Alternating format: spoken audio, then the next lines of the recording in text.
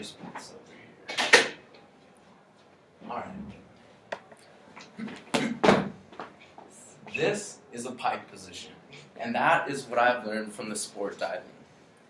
For today, I would like to talk about that sport and the many different aspects that has come from it. Going into the types of dives, there are 5 possible ones to go into: the forward, the reverse, the inward, and the twisting dive. In the forward dive, you face the end of the board and water, and approach the end using a forward approach and hurdle. Once the diver reaches the end and leaves the springboard, he or she will rotate from the diving board. As little as 1.5 somersaults or as many as 4.5 somersaults can be made, increasing its speed and difficulty with each additional somersault, was said by usadiving.org. Dives from the backward group are done with the diver standing on the end of the board with their back to the water.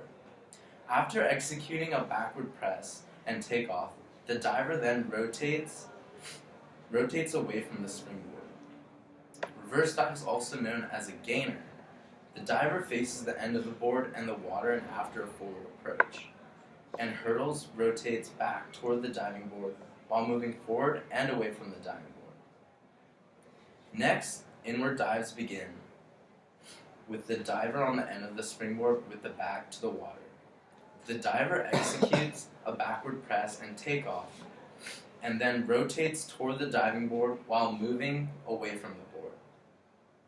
Last, any dive that uses a twist can be considered a twisting dive. Twisting dives can be executed for the forward, back, reverse, or inward direction. Following this is the 4 possible types of positions which you can go into. The first is the straight position, which is characterized by a straight and no bending in the knees or hips. The second one is pike, which is performed with the knees straight and with the body bent at the waist. As divingabout.com says, a proper pike position will demonstrate no gap between the chest and the thighs.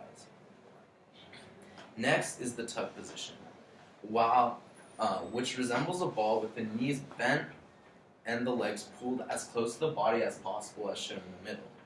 Each hand should grasp the leg on the shin, midway between the knee and the ankle. The toes should be pointed and the legs held together. Last is the free position. Used exclusively in twisting dives, it is a combination between a straight, pike, and tuck. At all times during the free position, the legs must be kept together with the toes pointed. Diving is all about form, body lines, and getting into the water without making a splash, said Silogs.com. However, in these dives and positions, judges score and critique them in 5 further categories. The first scoring begins from the starting position. A dive is to be judged once the diver assumes the starting position on the springboard or platform. This may be standing facing the water for forward approaches with the diver's back to the water at the end of the springboard, or the platform for backward approaches. In preparation for a forward or backward handstand takeoff from the platform. Depending on the dive, the divers should be standing straight with their head erect and their arms straight and steady in the side of the diver's choice. First, the approach. The diver shall, on the front approach, move to the end of the springboard in a smoother motion, showing good form. Using no less than 3 steps, the diver shall execute a forward hurdle from the last step. A hurdle is a jump at the end of the board and must be executed with 1 foot. The back approach is characterized by a series of arm swings used to initiate the motion. At no time during the back approach shall the diver's feet leave the springboard or the platform.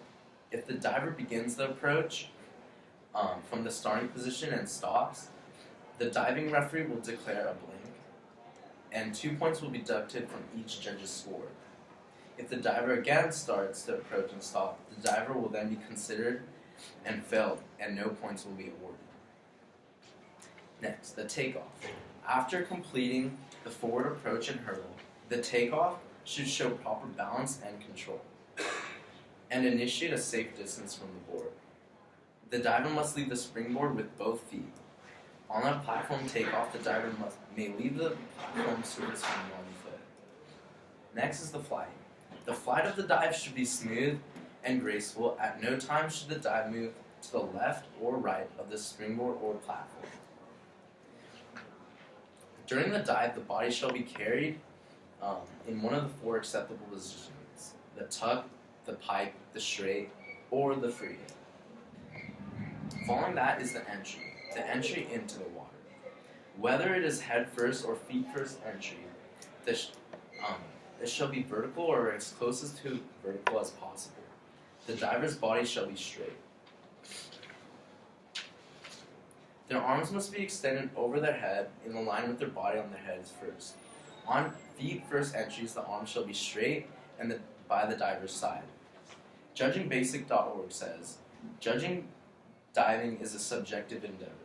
What that means is that it is essentially a person's opinion.